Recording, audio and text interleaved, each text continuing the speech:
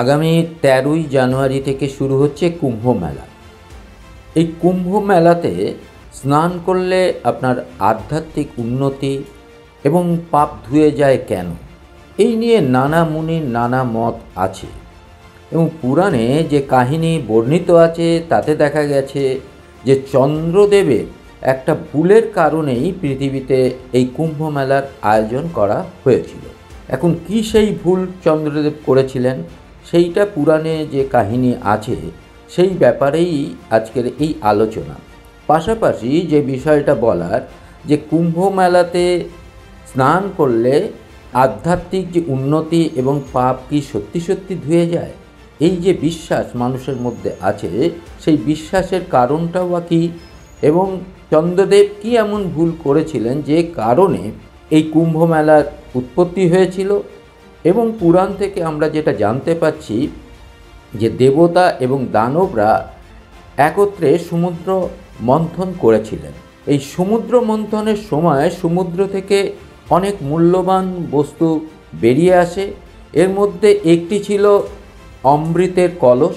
এই কুম্ভ মেলায় 2025-এ সেই কলসের বিষয়টাই এসে যায়। সেই অমৃতের কলসের জন্য দেবতা এবং দানবদের মধ্যে তীব্র যুদ্ধ হয়।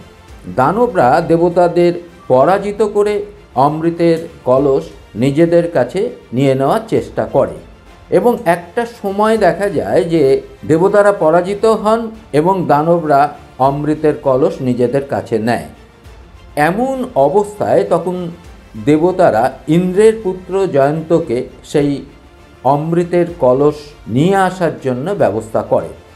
এখন এই ইন্দ্রের পুত্র যখন সেই কলস আনতে যায় তখন দেবতাদের সঙ্গে তার তো একটা বিরোধ হওয়ার সম্ভাবনা দেখা দেয়।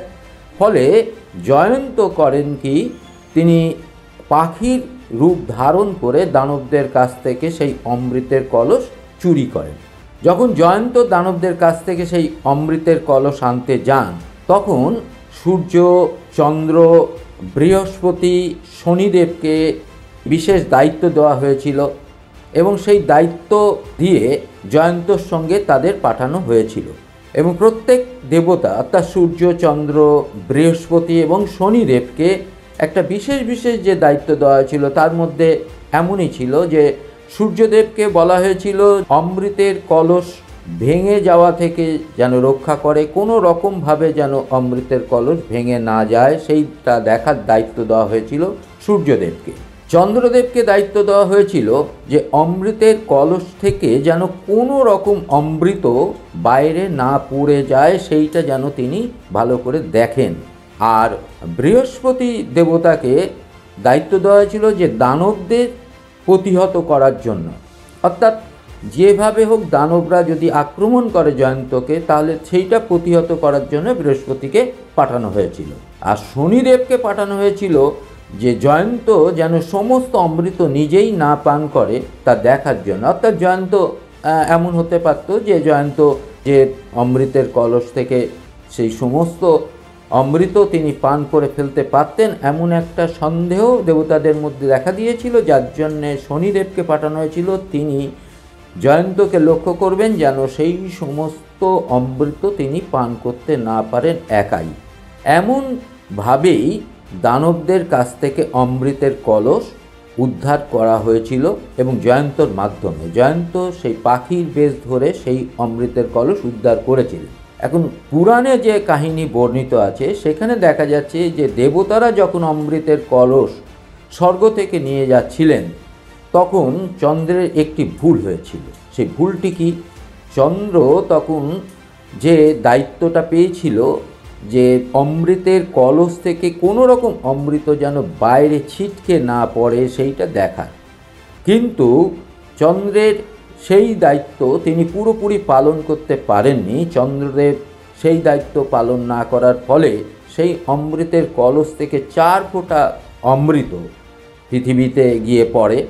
এই 4 ফোঁটা পৃথিবীতে পড়েছিল প্রয়াগরাজে, হরিদ্বার, নাসিক আর উজ্জয়িনীতে। ফলে এই 4টি জায়গায় বিখ্যাত হয়ে পড়ে, এই 4 স্থান পবিত্র হয়ে পড়ে এবং এই 4 স্থান তীর্থক্ষেত্রে রূপান্তরিত হয়। তারপর থেকেই স্নান করার জন্য অত্যন্ত পূর্ণময় স্থান হিসাবে এইটা গণ্য হয়। অমৃতের কলস আনার দায়িত্বে যেহেতু চন্দ্র, সূর্য, বৃহস্পতি এবং শনির ওপরে ছিল, তাই আজ ওই গ্রহদের বিশেষ অবস্থান বিবেচনা করেই এই কুম্ভমেলার আয়োজন করা হয়। অর্থাৎ আগামী যে 13ই জানুয়ারি কুম্ভমেলা অনুষ্ঠিত হচ্ছে, সেখানে কিন্তু এই 4টি গ্রহের, এই 4টি দেবতার, তাদের অবস্থানের ওপরে নির্ভর করে এই কুম্ভমেলার আয়োজন করা হয়। এই কুম্ভমেলায় স্নান যারা করবেন, তাদের জন্মে যে সমস্ত ব্যক্তিরা বিভিন্ন রকম পাপ করে থাকেন, সেই পাপ মুক্তির জন্য স্নান করে থাকেন এবং আধ্যাত্মিক দিক থেকে উন্নতি ঘটানোর জন্যই কুম্ভমেলায় স্নান করা হয়। এই আধ্যাত্মিক উন্নতিটাই অনেকেই তাদের বিশ্বাস এবং তাদের মানুষের মধ্যে যে বিশ্বাস এখন তৈরি হয়েছে যে কুম্ভমেলা স্নান করলে পাপ মুক্তি ঘটে এবং মানব শরীরে একটা নতুন প্রতিক্রিয়া সৃষ্টি হয়, তার পরিপ্রেক্ষিতেই এই 12 বছর অন্তর যে কুম্ভমেলা বসে, সেখানে কোটি কোটি মানুষ গিয়ে স্নান করেন এবং তাদের পাপ মুক্তির জন্যই এই উৎসবে তারা যোগদান করে। এই হচ্ছে পুরাণে বর্ণিত কাহিনী, কুম্ভমেলা কিভাবে তৈরি হয়েছিল এবং কুম্ভমেলার যে পশ্চাৎ প্রেক্ষাপট কেমন ছিল এবং কুম্ভমেলার সূচনাটা কিভাবে হয়েছিল, তাই পরিপ্রেক্ষিতেই পুরাণে যে বর্ণিত আছে সেটা নিয়েই এই আজকে আলোচনা। নিউজ এশিয়া, গণতন্ত্রের কণ্ঠস্বর।